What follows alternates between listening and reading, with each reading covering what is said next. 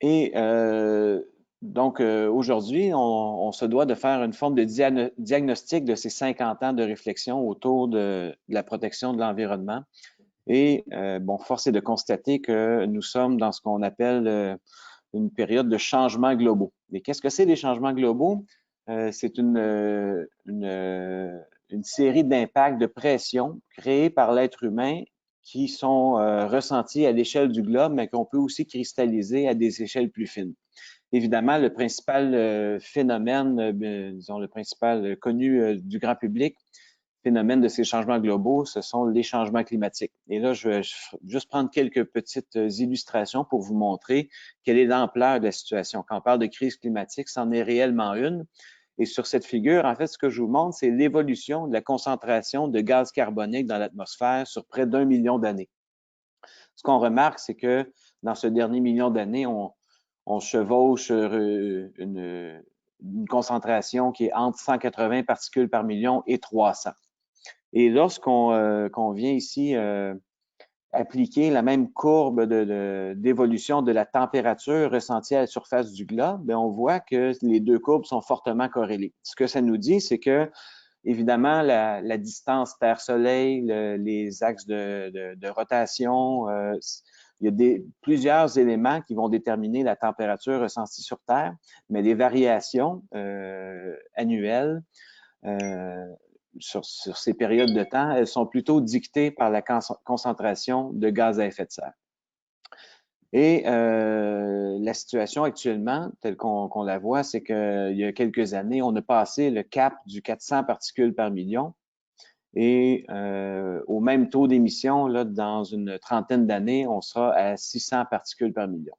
Donc, ça nous montre bien, évidemment, on pourrait faire la même courbe d'évolution de température ressentie et montrer que déjà, on a eu une température ressentie à l'échelle du globe de 1 degré Celsius plus élevé par rapport à l'ère pré-industrielle. Et si on suit cette tendance d'émission et de concentration dans l'atmosphère, on aura là encore une augmentation de plusieurs degrés d'ici la fin du prochain siècle. La fourchette annoncée par le groupe d'experts sur le climat se situe entre 3 et 7 degrés Celsius.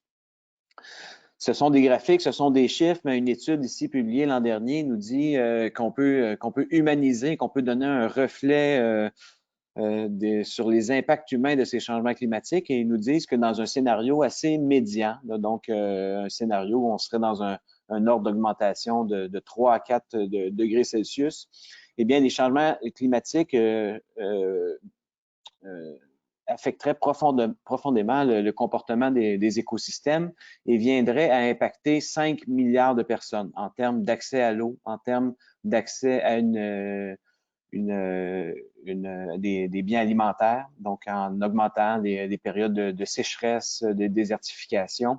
Donc, c'est plus du 2 tiers de l'humanité qui va voir vraiment non seulement sa qualité de vie précarisée, mais même des éléments essentiels à sa survie, donc qui vont être bien présents d'ici la fin du prochain siècle.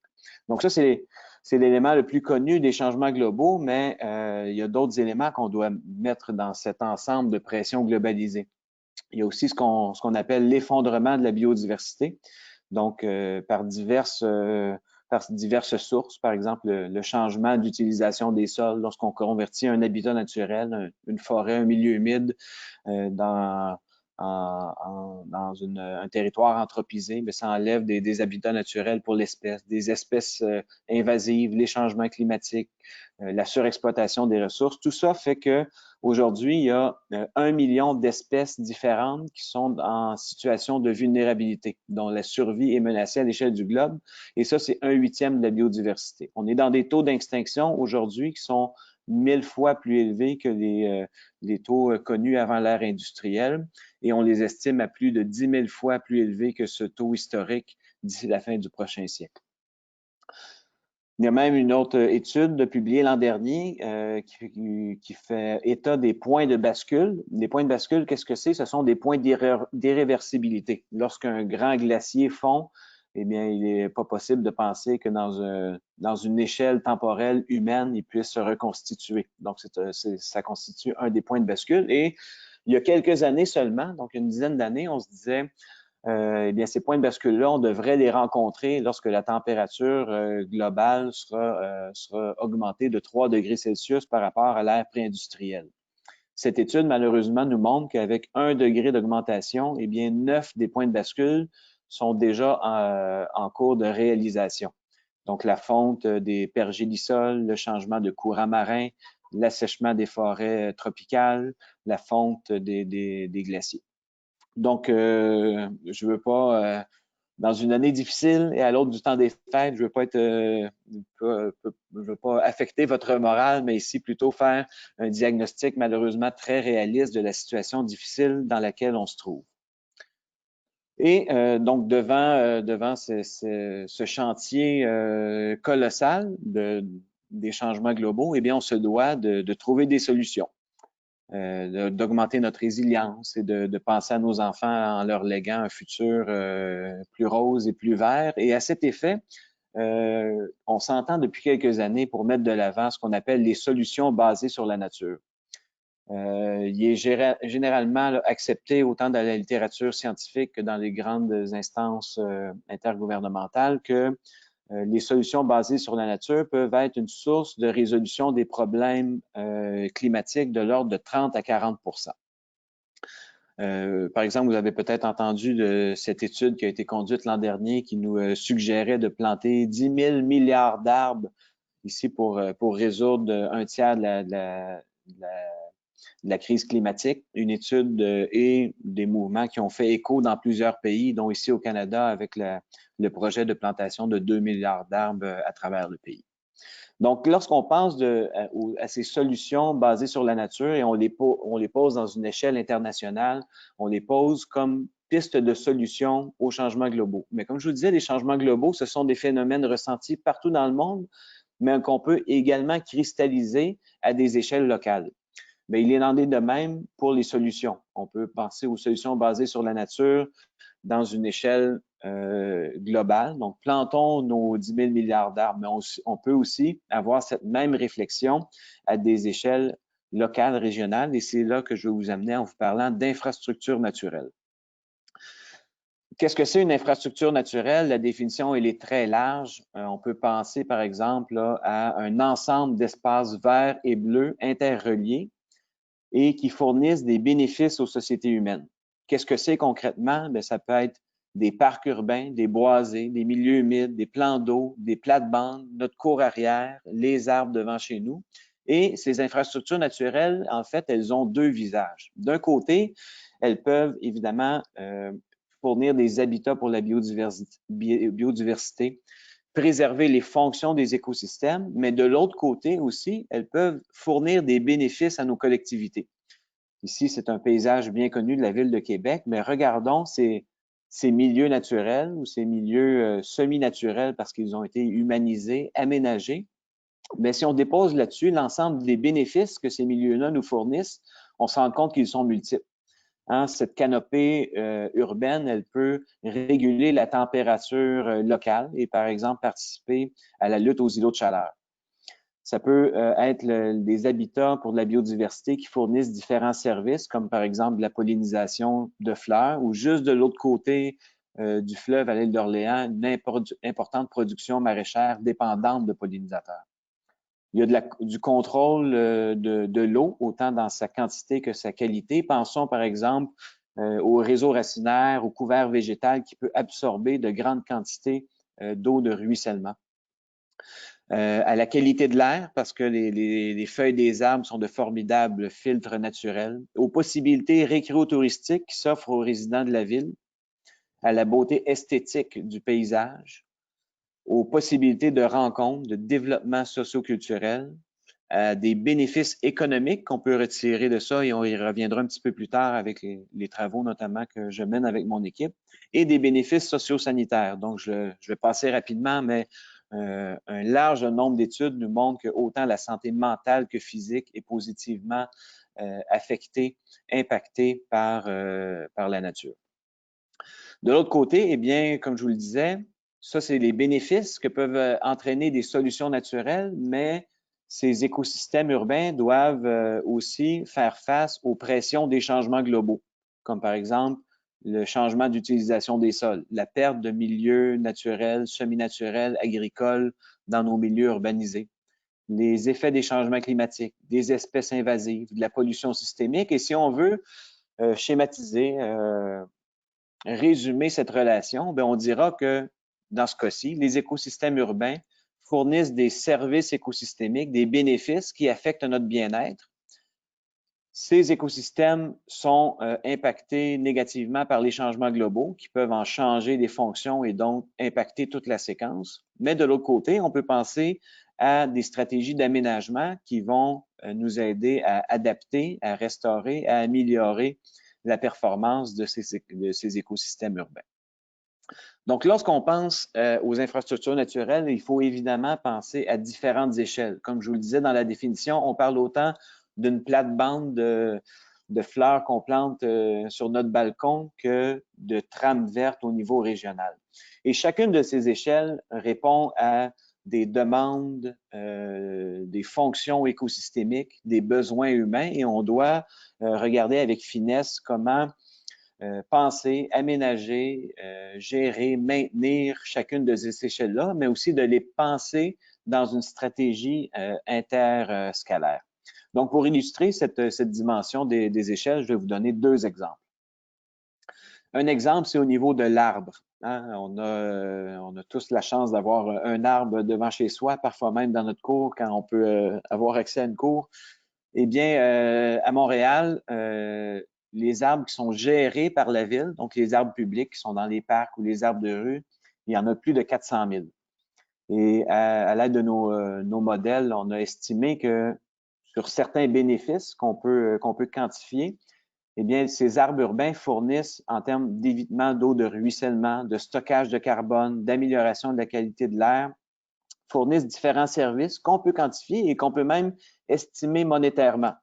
Et on dit que chaque année, ces infrastructures naturelles, ces arbres, fournissent à la ville pour plus de 4 millions de dollars de services. Donc ça, ce sont des valeurs des montants que la ville n'a pas besoin de dépenser en infrastructure humaine, en infrastructure grise pour pallier à ces bénéfices fournis par le vivant.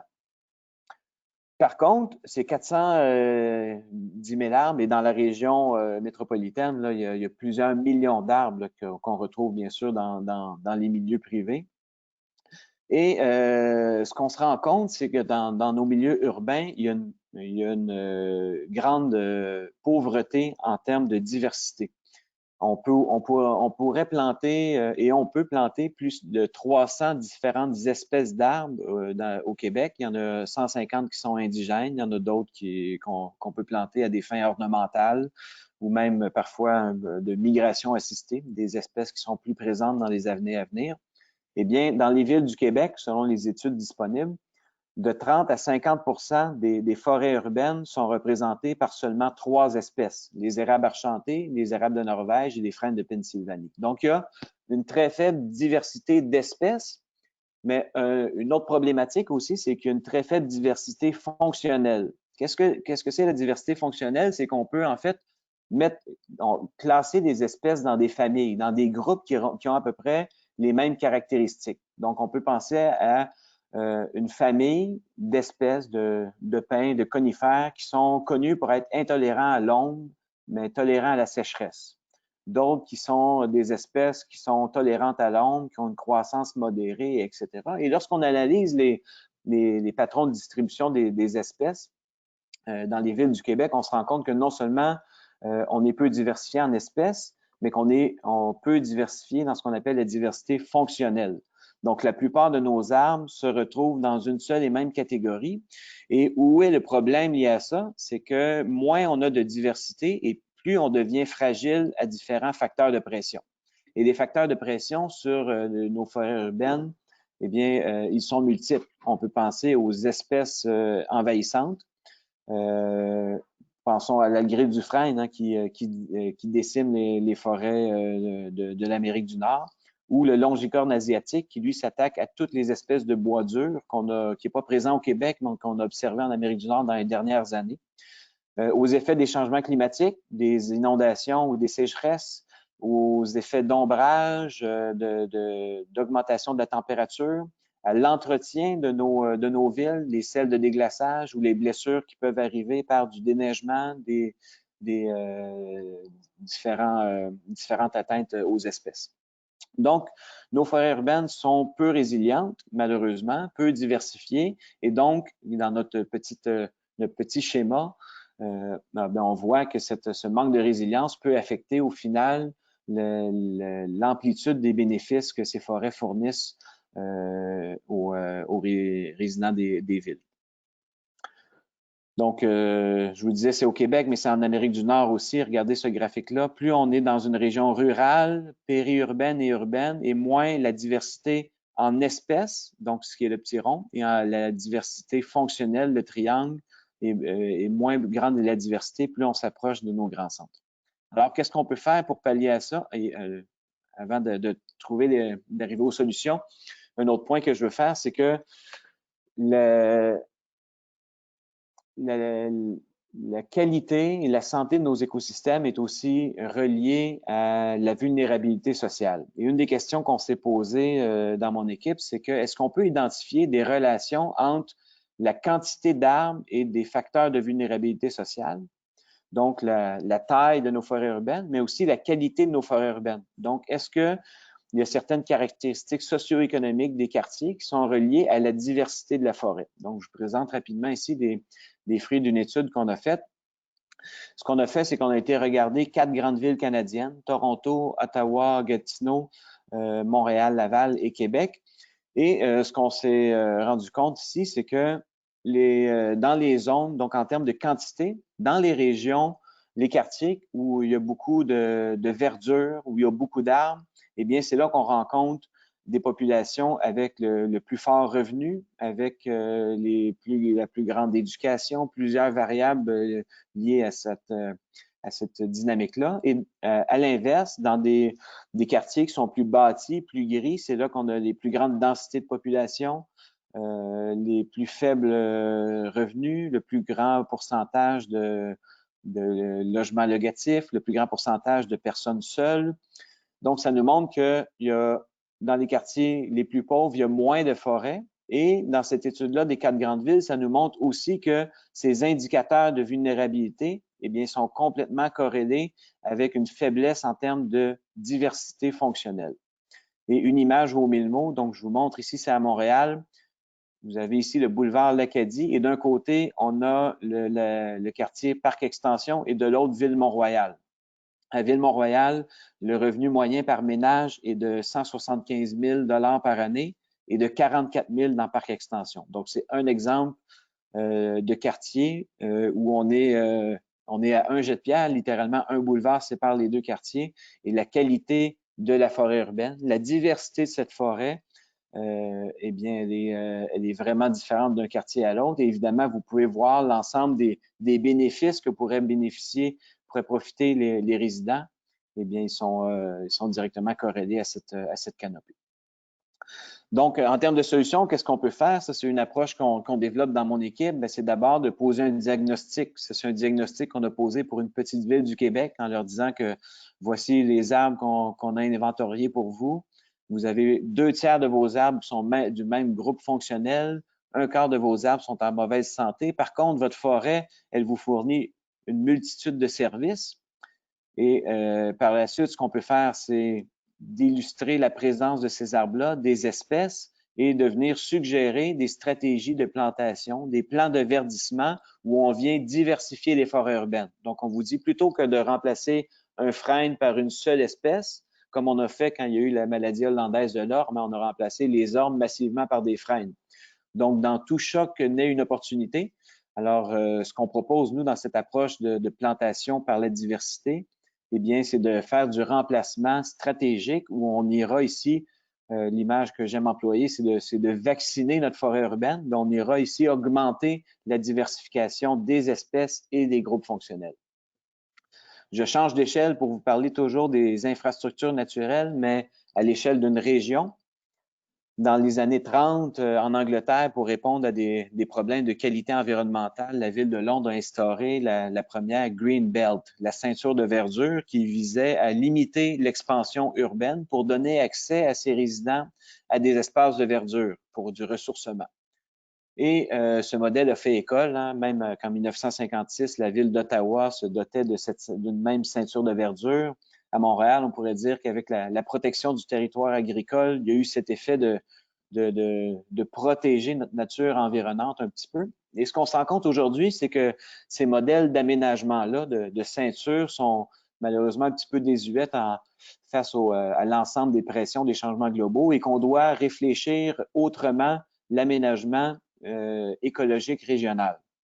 Donc, si on se penche sur la région de Montréal, eh bien, on voit qu'ici, dans notre territoire métropolitain, 75% du territoire est altéré et seulement 3% est intact. Et avec des collègues chercheurs, on a réfléchi en se demandant comment on est capable ici d'amener de la résilience dans le territoire. Une résilience capable de résister aux effets de l'étalement urbain, des changements climatiques, des espèces invasives. Et de là, l'idée de joindre le mouvement de plusieurs villes à l'échelle internationale, de constituer une trame verte et bleue. Une trame verte et bleue, qu'est-ce que c'est? Eh bien, c'est d'abord protéger les noyaux forts de biodiversité ou d'écosystèmes exceptionnels. Pensons par exemple aux montagnes montérégiennes, aux grands massifs forestiers, aux milieux humides, aux endroits où on retrouve des espèces menacées à statut. Et ensuite, de se doter de stratégies flexibles et dynamiques d'interconnexion. On peut penser par exemple à l'établissement de bandes riveraines en milieu agricole, à des politiques de verdissement urbain en ville, des pratiques de foresterie durable. Et je vous montre un petit peu de science derrière nos réflexions sur la trame verte et bleue de Montréal. D'abord pour vous montrer que la situation dans la région métropolitaine, elle a malheureusement, elle s'est gravement érodée depuis un demi-siècle.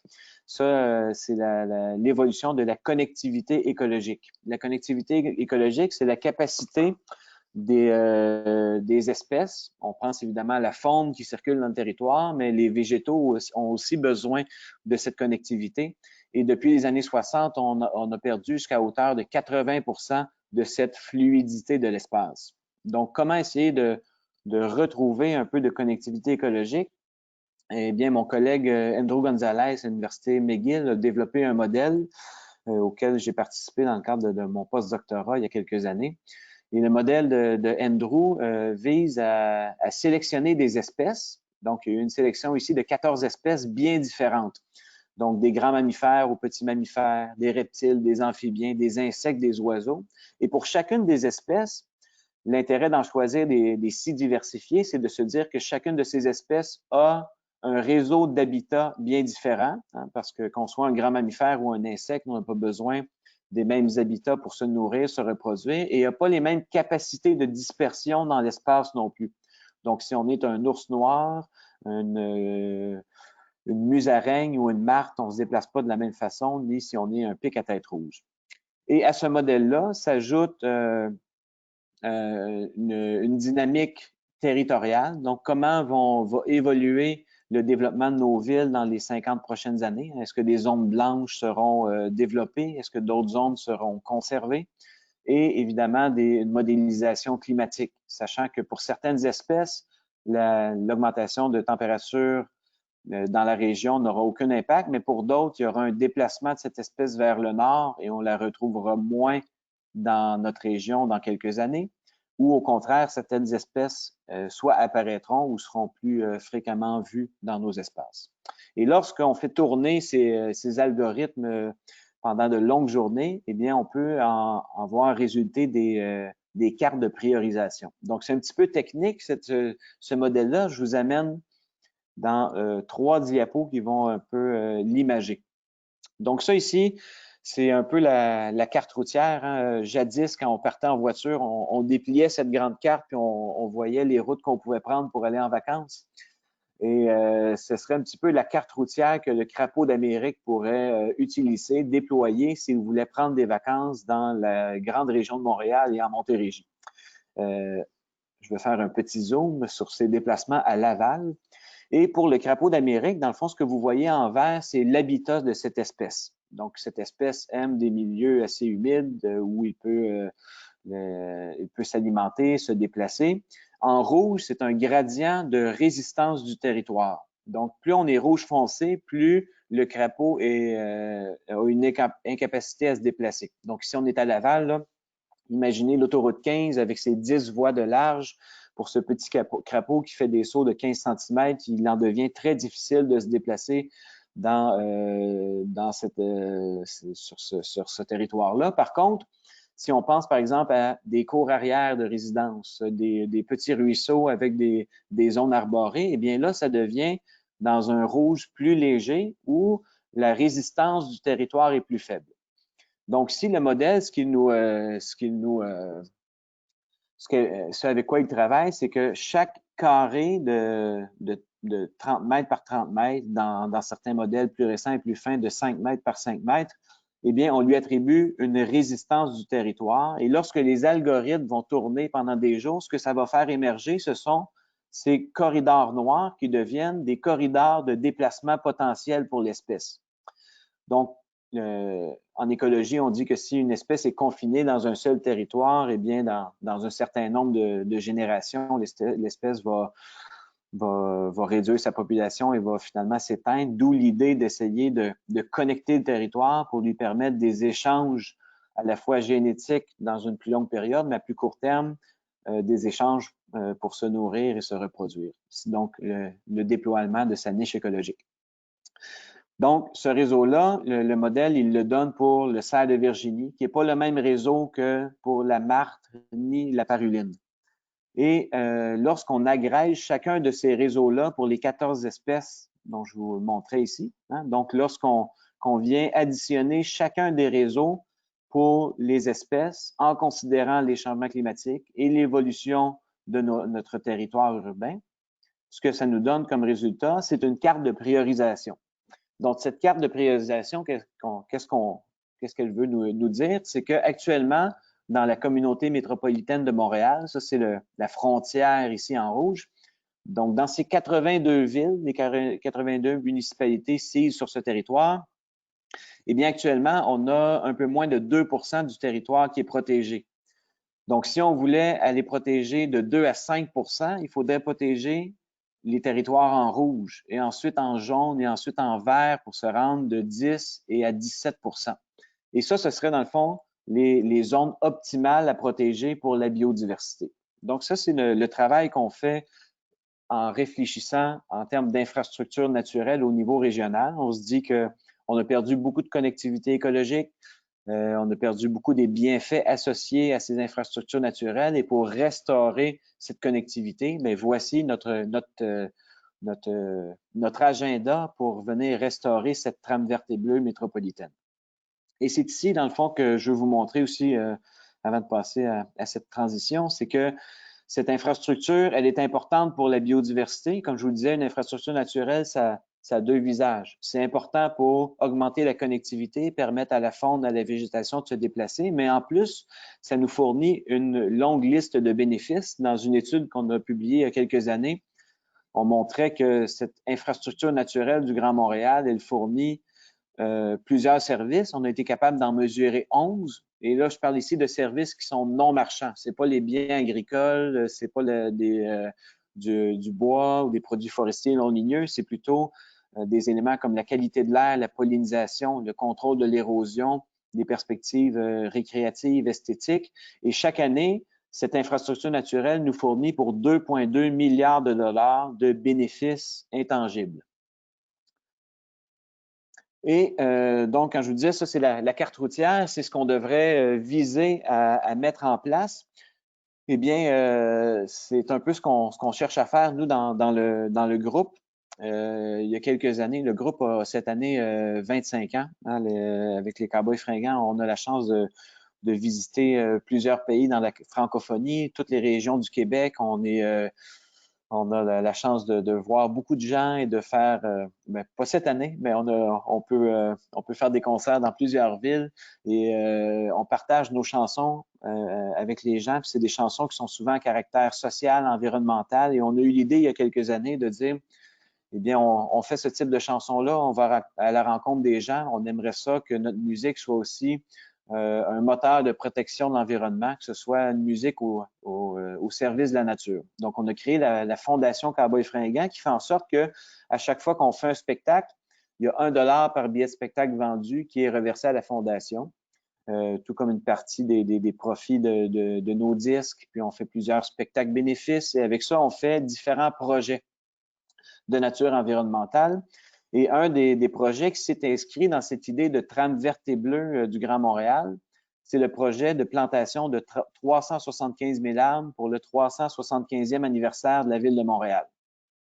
Donc, ce qu'on s'est doté comme plan d'attaque avec des collaborateurs, notamment la Fondation David Suzuki, le Jour de la Terre, c'est de dire, bien d'abord, faisons des levées de fonds pour financer la plantation de ces arbres-là, parce que l'idée, c'était de dire, on veut faire un legs citoyen, un legs de scientifiques, des artistes, des militants, un legs vert pour qu'on se rappelle des 375 ans de Montréal à travers ces arbres plantés et que nos enfants voient pousser ces arbres-là.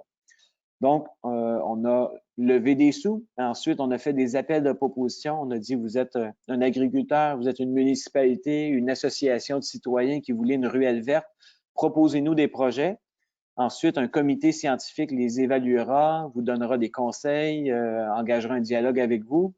On va les planter, on va les identifier, on va les suivre pour éventuellement les remplacer s'il y a de la mortalité.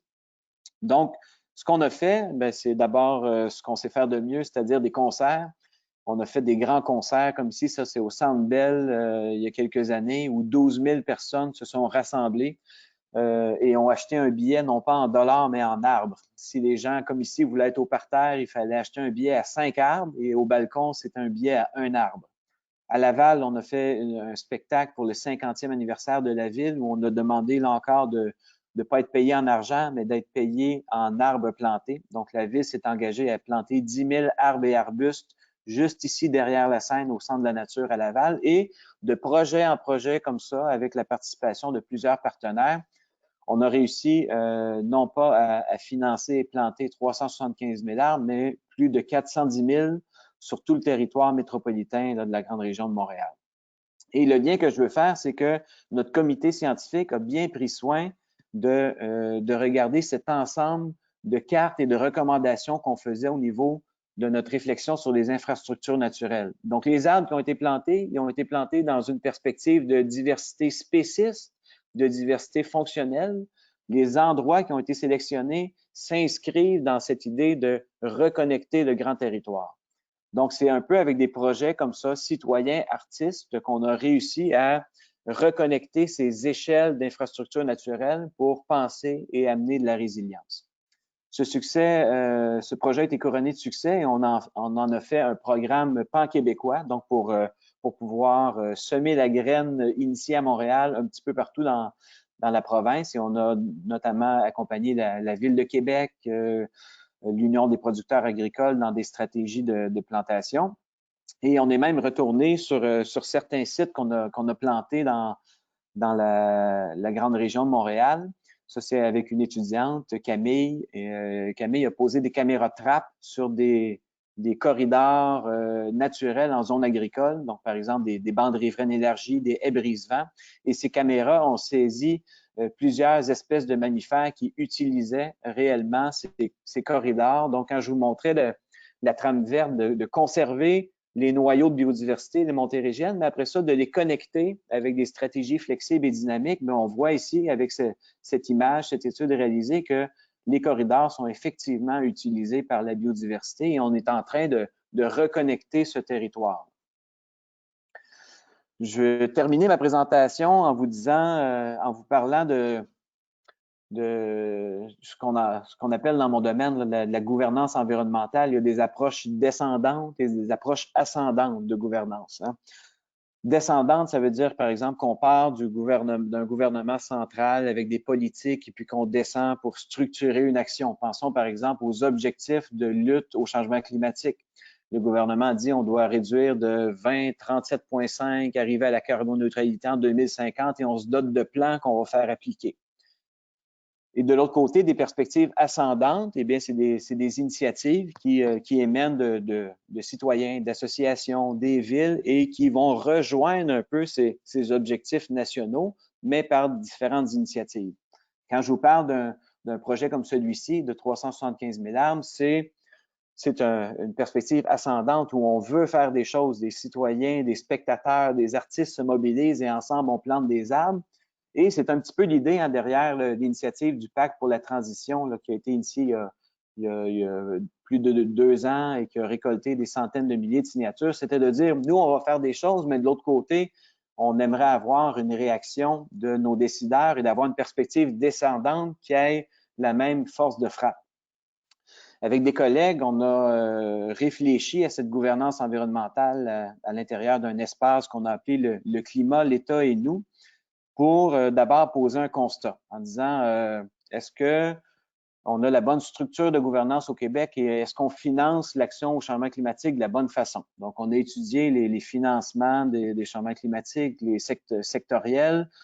Puis là, moi, je tiens à saluer quand même l'engagement que tous les partis politiques ont pris dans les 10 dernières années en finançant, en doublant les financements accordés au changement climatique. On est passé au début des années 2010 d'un peu plus de 2,5 milliards à aujourd'hui près de 7 milliards qui sont distribués pour l'action changement climatique. Par contre, si on regarde les résultats de ça, les résultats, ça a été de dire que par rapport au taux d'émission de 1990, on a aujourd'hui diminué de 9,1 %, alors que selon nos engagements, on serait supposé être en 2020, donc il reste 2 semaines pour réaliser ce bond de géant. Je vous dis tout de suite, ce sera pas atteint. Mais en 2020, on devait déjà avoir diminué de 20 %. On devrait avoir diminué de 37,5 en 2030 pour arriver à une diminution de 80 % en 2050.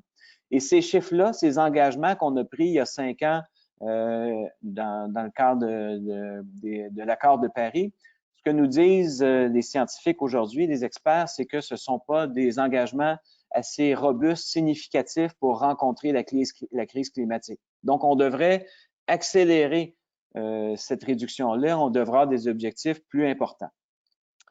C'est ma petite pointe politique en disant que dans le plan pour une économie verte qui a été déposé il y a quelques semaines, eh bien, ce plan-là du gouvernement nous amène en 2030 à une diminution d'environ 24 % par rapport à 1990. Donc, on est loin de rencontrer l'objectif qui n'est pas assez grand. Donc, ça revient ici à cette perspective de mobilisation et qui nous demande de faire pression sur nos gouvernements pour accélérer, je crois, cette idée de transition écologique. Je veux terminer avec ma propre définition de la transition écologique. Ce que vous voyez dans le plan pour une économie verte au Québec, au Canada, partout dans le monde, c'est d'utiliser un peu le même modèle de développement économique. On va prendre le même cadre de notre économie et puis on va l'appliquer à des nouveaux secteurs porteurs d'une transition écologique. Regardons ici, ça c'est l'usine, la méga usine de Tesla construite en Allemagne. Évidemment, ça illustre bien qu'on enlève la nature pour mettre une usine. Et l'image, je pense, qui reflète le plus justement cette idée, à mon sens, incomplète de la transition écologique, c'est cette étude sortie cette semaine qui nous montrait qu'en 2020, c'est le point de bascule. C'est le moment dans l'histoire où le poids des éléments construits par l'homme, donc vous voyez tous les bâtiments, les routes, les usines, tout ce qui est de fabrication humaine est maintenant plus pesant que tout ce que la nature a produit, les forêts, les animaux, tout ce que vous pouvez penser de nature. Donc, c'est une transition, c'est un constat très difficile à concevoir et c'est ici que je reboucle la boucle en vous disant que finalement, cette transition écologique, les objectifs, on peut les rencontrer en faisant une plus large part aux infrastructures naturelles. Dans le plan pour une économie verte du gouvernement du Québec, sur les 7 milliards annoncés, il y en a environ 100 millions.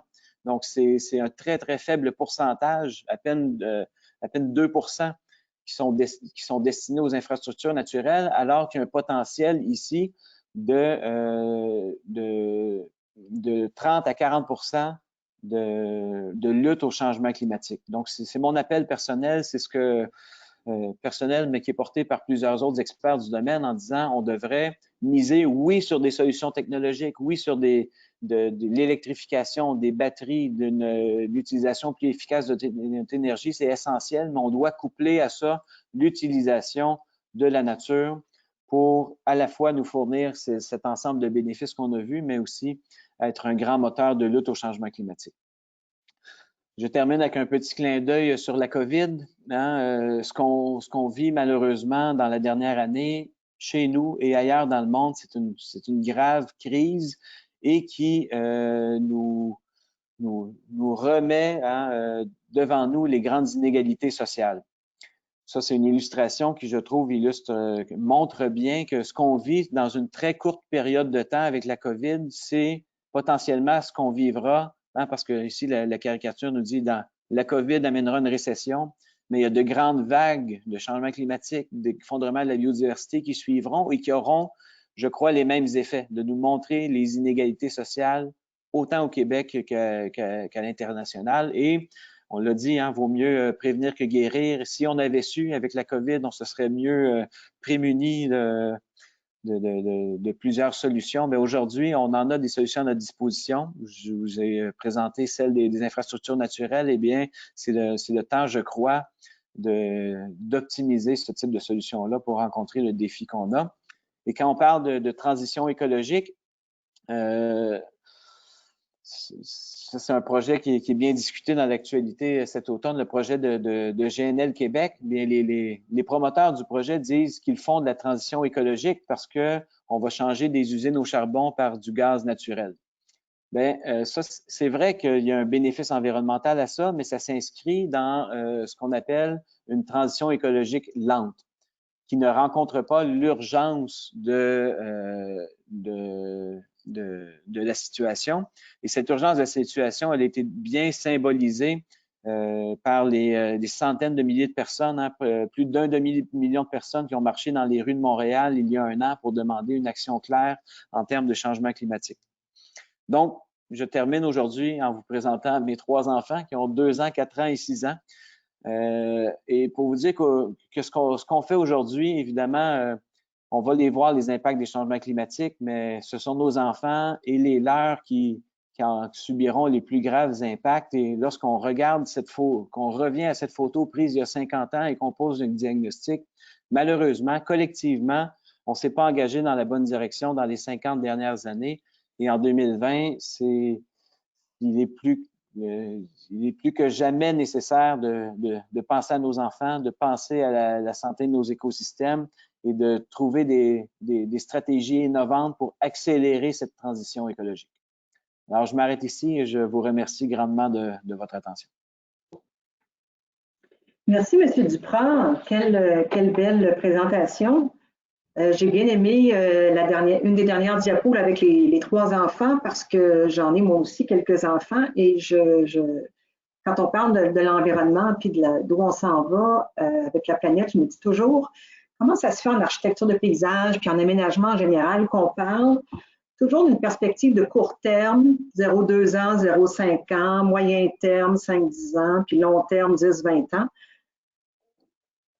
Qu'en est-il dans 100 ans et dans 500 ans? Moi, j'ai bien de la misère à m'imaginer de quoi va avoir l'air notre planète dans 500 ans.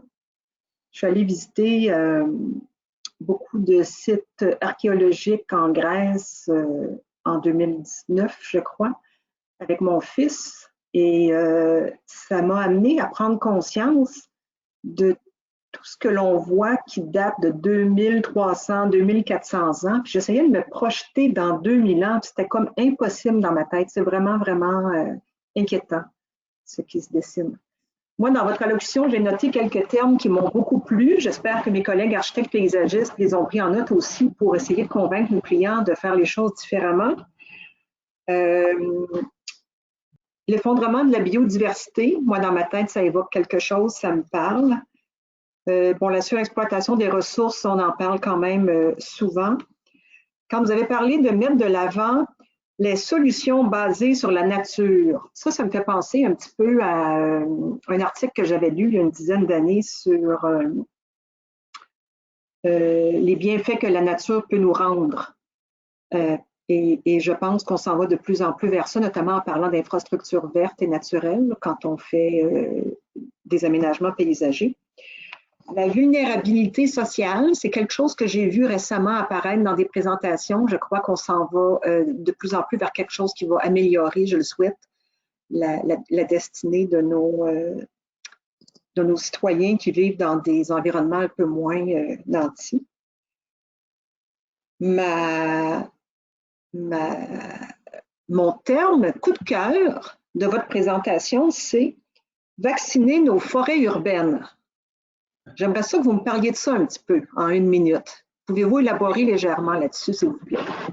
Et peut-être joindre aussi, parce qu'on a des questions qui rentrent, Raquel Penalosa, entre autres, qui fait lien un peu avec la question, Isabelle. Est-ce qu'on peut parler de forêt urbaine? Est-ce la même définition qu'une forêt naturelle? Donc, vous pourriez enfiler dans la réponse de 2 en 1. Oui, évidemment, c'est pas les mêmes environnements et c'est pas les mêmes contraintes. Dans une forêt naturelle, il y a des dynamiques écologiques qui font face à certaines contraintes aussi, des contraintes climatiques, des contraintes de développement industriel. Les pressions sont autres dans une ville, mais alors, si on regarde un arbre, si on plante un tilleul en ville ou en nature, il y a fondamentalement la même génétique. Il va essayer de s'exprimer de la même façon, mais à travers des contraintes différentes. Donc, c'est là qu'on doit réfléchir à de la gestion forestière et la gestion d'une forêt naturelle en milieu rural. Elle a ses propres contraintes caractéristiques, tout comme de l'aménagement d'une forêt urbaine a les siennes. Ce qu'on essaie de faire dans des grandes lignes qui vont guider autant cette forêt naturelle que cette forêt urbaine. Il y a des grands principes qui sont les mêmes. Quand je vous parlais de diversité d'espèces et diversité fonctionnelle, on peut même réfléchir à la diversité génétique. Eh bien, ça, c'est des clés d'adaptation, peu importe les pressions auxquelles on fait face. Donc, ces guides-là, je pense, nous amènent à ce même type de solution. Quand on dit vacciner nos forêts, on pourrait penser à une grande forêt, une vaste étendue. Et lorsque, par exemple, on poserait ce diagnostic-là, on pourrait voir que ça a fait l'objet d'un plan d'aménagement assez typique, standard, d'il y a une vingtaine d'années. Donc, c'est planté c'est monospéciste. Hein. On a planté, par exemple, là, beaucoup d'épinettes blanches. On a planté 8000 épinettes blanches parce que c'est une bonne espèce à planter là. Comme en ville, lorsqu'on fait des plantations, il y a une très courte liste d'espèces qui sont plantées. Ça nous amène donc dans des paysages peu diversifiés en termes d'espèces et peu diversifiés en diversité fonctionnelle. L'idée de vacciner, c'est de dire qu'on ne peut pas couper nos 8000 épinettes blanches juste parce qu'on voudrait diversifier. Il faut profiter des chocs et ces chocs-là, dans une forêt naturelle, ça peut être par exemple un feu de forêt, un chablis, ça peut être un insecte ravageur. Tout comme en ville, ça peut être là aussi un insecte ravageur ou une mortalité hâtive. Et on se sert de cette mortalité, du besoin de remplacement pour venir faire une poche de diversification. Donc, si on se rend compte, c'est ce que je vous montrais, nous, avec nos modèles puis nos approches, on s'en vient, par exemple, dans un quartier à Montréal, puis on dit, ben voici ici, le quartier est surreprésenté avec telle espèce, tel groupe fonctionnel. En termes d'équipe de gestion de la forêt, la prochaine fois que vous plantez un arbre, plantez dans cette liste-là, parce qu'elle va venir augmenter la complémentarité. C'est la même chose pour une forêt naturelle où on pourrait faire un diagnostic en disant on est surreprésenté en telle espèce, tel groupe. Lorsqu'il arrivera, si vous voulez faire une éclaircie puis reboiser de telle manière, voici les espèces à planter pour augmenter cette diversité-là. Donc, l'idée, c'est de créer différents endroits où on est d'une certaine manière immunisé à de plus larges facteurs de pression. Donc, dans notre forêt, si on a planté différentes espèces à différents endroits, si par exemple dans 20 ans, il y a une espèce ravageur qui arrive, puis il va tuer la principale espèce qui représente notre forêt naturelle, bien, au moins, il y aura des endroits avec des arbres matures capables de faire une régénération naturelle. Parfait. Est-ce qu'il y a d'autres questions? Parce qu'il est déjà 17h31, donc il y a 1 heure de réservé. Le temps de tout le monde est bien compté, même si vous êtes très intéressant. Donc, est-ce qu'il y aurait une dernière question? Non? Donc, Isabelle, est-ce que tu veux garder le mot de la fin? Donc, merci. Il nous reste... Oui, c'est ça. On vous remercie. J'ai écrit un document cette année sur les infrastructures vertes et les infrastructures naturelles. Donc, c'est un sujet évidemment qui me tient à cœur. Et puis, je pense que les architectes paysagistes, il faut qu'on prenne notre place pour se présenter comme étant des professionnels qui font partie de la solution parmi plusieurs autres professionnels et vraiment travailler tout le monde main dans la main pour voir comment on peut faire les choses différemment, vraiment, dans les prochaines années. C'est ça notre défi. On a besoin d'être d'excellents communicateurs pour faire de la formation, pour avoir des données scientifiques en main afin de convaincre nos clients et les donneurs d'ouvrages des changements qu'il faut faire. Là, on est vraiment, vraiment rendu là. Bien, merci beaucoup. Donc, je me joins à tous ceux qui vous remercient. Nicole Valois, en passant par France Perron, Cynthia Dosti, Henrich, Monica Bitancourt et les autres. Là, ça s'accumule. Mais on tient très sincèrement, Jérôme, à te remercier pour cette présentation. Ce fut très apprécié. J'aimerais aussi inviter les participants à ne pas hésiter à s'inscrire au prochain rendez-vous des architectes paysagistes qui se tient le 19 janvier prochain. Le bandeau est déjà sur notre site Internet, donc vous pouvez déjà vous inscrire. Donc, au nom de l'Association des architectes paysagistes du Québec, on vous remercie pour votre participation et surtout, merci à Jérôme pour sa présentation particulièrement intéressante. Merci beaucoup à vous, c'est un grand plaisir. Et je vous invite dans cette idée de collaboration entre scientifiques et praticiens. Si vous voulez toutes sortes d'informations sur les travaux qu'on a développés, je vous invite à m'écrire. On a plusieurs documents qu'on peut vous faire passer. Je pense que votre rôle, il est effectivement primordial dans la façon de reverdir notre territoire. Si on veut vous écrire, Jérôme, on fait ça comment? Oui, dans un moteur de recherche, Jérôme Duprat et UCO, et vous allez tomber sur mon site web. Là. Parfait, merci. Merci beaucoup et bonne soirée. Et joyeuses fêtes à tout le monde en passant, en sécurité. Merci. Oui, c'est la dernière semaine de travail là, pour la plupart d'entre nous. La plupart des bureaux ferment ce vendredi pour les 2 semaines de vacances scolaires. Alors, j'en profite pour souhaiter de joyeuses fêtes à tout le monde. Allez jouer dehors, voyez pas trop de monde et surtout, faites attention à votre santé mentale. Il faut prendre de l'air, il faut avoir un peu de soleil sur la peau. Là. Je pense que c'est quelque chose comme 20 minutes par jour pour garder le moral. Moi, j'ai fait 12 km de ski de fond samedi et 8 km de ski de fond dimanche. Donc, je me prépare pour une saison bien active et je vous invite à en faire de même. Bye tout le monde. Joyeuses fêtes. Bye bye. Au revoir. Merci.